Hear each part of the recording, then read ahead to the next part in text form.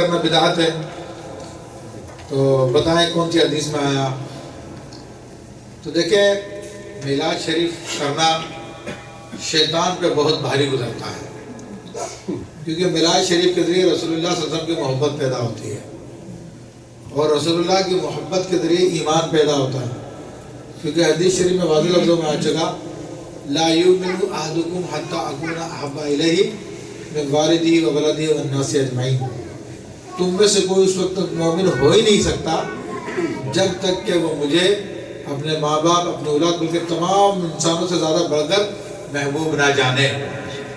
تو میلاد کی محفلیں ہوتی ہیں جو حضور کے خصائل، حضور کے حسن کو بیان کرتی ہیں، اور میں آپ کو شروع میں قاعدہ بتا چکا ہوں کہ طبیعت فطرت انسان کی حسن پسند ہے، تو جب وہ حضور علیہ السلام کے ظاہری حسن کی یا اخلاقی حسن کو دیکھے گا تو الحمدللہ وہ محبت کرنے لگ جاتا ہے، تو اس کو ایمان حاصل ہو جاتا ہے۔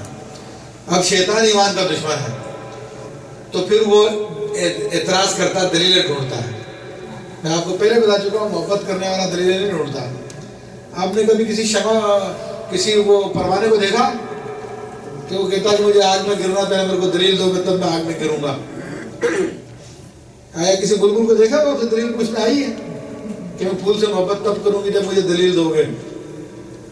اس کو محبت ہوتی ہے، وہ پھول سے پیار کرتی ہے، پروانے کو آگ سے محبت ہے، وہ کودتا ہے آگ میں۔ تو جو مومن ہے وہ رسول اللہ سے محبت کرتا ہے، اس کو دلیل کی ضرورت نہیں ہے۔ دلیل کی ضرورت ان دلوں کو ہے جن میں محبت کی کمی ہے۔ تو بہرحال دلیل بھی موجود ہے، اور حدیث شریف میں آتا، تفصیل میں نہیں جاتا میں۔ مسلم شریف سیاہ ستہ کی حدیث ہے، مسلم شریف میں کہ سئل رسول اللہ صلی اللہ علیہ وسلم عن صوم یوم الاثنین، حضور علیہ السلام سے پیر کے دن کے روزے کے بارے میں سوال کیا گیا کہ حضور آپ پیر کا دن کا روزہ کیوں رکھتے ہیں؟ تو حضور نے فرمایا کہ فیہ ولدت وفیہ انزل علیہ، کہ اسی دن میں پیدا ہوا ہوں اور اسی دن مجھ پہ وحی نازل کی گئی۔ تو حضور علیہ السلام نے اپنی پوری زندگی میں اعلان نبوت کے بعد سے ہر پیر کے دن اپنا میلاد منایا ہے۔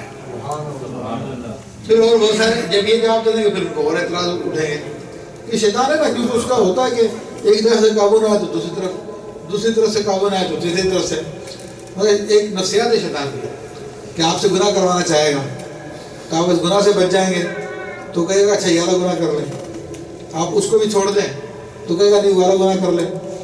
وہ کوئی نہ کوئی گناہ کروانا چاہے گا، وہ اڑتا نہیں ہے شیطان۔ تو اس سے یہ ان کا بھی معاملہ کو اڑیں گے نہیں آپ سے، آپ نے دلیل دے دی، چپ ہونے کے بجائے آپ کو پھر دوسری طرف سے گھیریں گے کہ اچھا پھر یہ حضور نے تو خود ہی روزہ رکھ کے منایا، تم لوگ پھر اتنے بیٹھ کے کیوں مناتے ہو، اتنے سارے جمع کیوں ہو جاتے ہو؟ تو حالانکہ اس پہ کوئی دلیل کی ضرورت نہیں ہے، اس کی بھی حدیث موجود ہے۔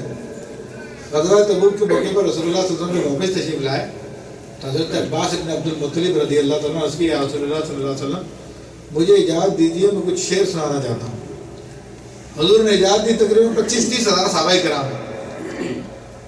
تو اب انہوں نے حضور علیہ السلام کی شان میں شاعری شروع کی اور حضور علیہ السلام کے نور کی پیدائش سے معاملہ شروع کیا۔ کہا سب سے پہلے اللہ نے آپ کو پیدا فرمایا، آپ کی اصل نور ہے۔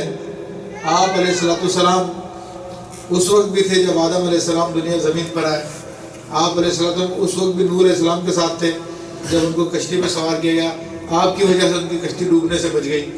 ابراہیم علیہ السلام کے ساتھ بھی آپ موجود تھے جب ان کو نار نمرود میں ڈالا گیا کہ آپ کی وجہ سے ابراہیم علیہ السلام جلنے سے بچ گئے۔ تو یہ تو حضور کی میلاد نہیں تھی، اور کیا تھا؟ تو بہرحال آپ پھر اس کا جواب دے دو، بولے اچھا جھنڈے کیوں لگاتے ہو تم؟ جھنڈے تو حدیث میں نہیں آئے۔ ارے بھائی تو میلاد تو بنا دے پہلے، تو تمہیں جھنڈے پہ اعتراض کر لیو۔ اب جھنڈوں کا جواب یہ ہے کہ جھنڈے اللہ نے لگوائے۔ حضرت رسول اللہ صلی اللہ علیہ وسلم کی جس رات ولادت ہوئی تو حدیث شریف میں آتا ہے کہ 3 جھنڈے لائے گئے، ایک جھنڈا مشرق میں، ایک جھنڈا مغرب میں، اور ایک خانہ کعبہ کی چھت پہ لگایا گیا۔ تو جھنڈے کا ثبوت بھی حدیث شریف میں موجود ہے۔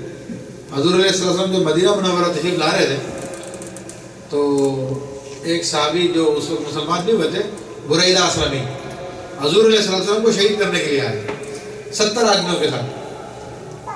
اب کہتے ہیں جلوس بھی نہیں ہوتا، تم نے جلوس کو نکال لیا، چلو جلوس کا ثبوت دے دیتا۔ حضرت بریدہ اصل میں 70 آدمی کے ساتھ آپ کو شہید کرنے کے لیے آئے تھے، لیکن وہ کہتے ہیں نا کہ خود اپنے دام میں صیاد آ گیا، حضور کی بارگاہ میں حاضر ہوئے، حضور کے حسن کو دیکھا تو مسلمان ہو گئے۔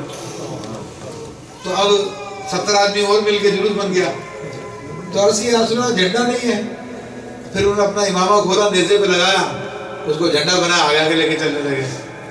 تو جھنڈے کا ثبوت بھی حدیث میں موجود ہے۔ اچھا چلو جھنڈا تو ہو گیا، پیچھے کام ہو رہا ہے، لائٹ بھی لگاتے ہیں۔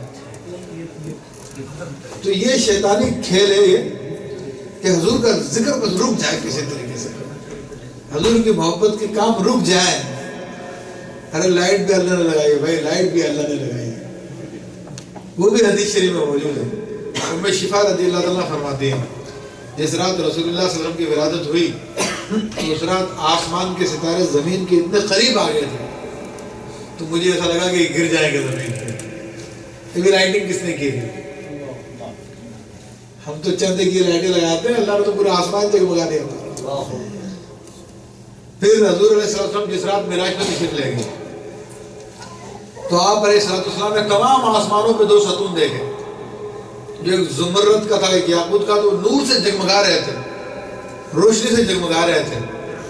تو جبریل امین نے عرض کیا رسول اللہ صلی اللہ علیہ وسلم یہ 2 مینار آپ نور کے دیکھ رہے ہیں، یہ اللہ تعالیٰ نے مینار آپ کی ولادت کی رات آپ کی ولادت کی خوشی میں لگائے تھے۔ تو اللہ آسمانوں میں جگمگا رہا، تو 1000 نثار تیری چہل پہل پر، ہزاروں عید ربیع الاول سوائے ابلیس کے جہاں میں، سبھی تو خوشیاں منا رہے ہیں۔ اللہ تعالیٰ محبت عطا فرمائے۔ بہت ہے گفتگو